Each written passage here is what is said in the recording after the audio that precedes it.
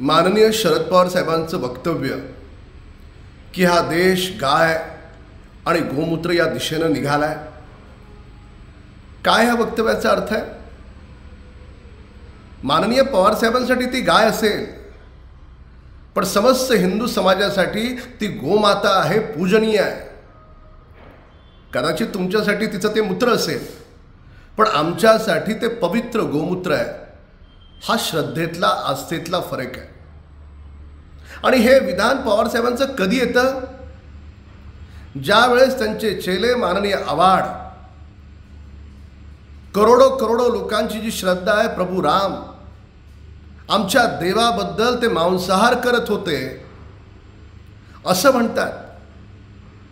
त्यानंतर माफी मागायचं सोडून प्रभू राम हे मदिरापान करत होते, नृत्य पाहत होते, अशी अजून पुढे जाऊन आमच्या देवाला, आमच्या श्रद्धेला बदनाम करण्याचा प्रयत्न करतात. आव्हाडांचं हे वक्तव्य आणि त्यानंतर येणारं पवारसाहेबांचं वक्तव्य हे दोन्ही जोडले तर काय अर्थ निघतो?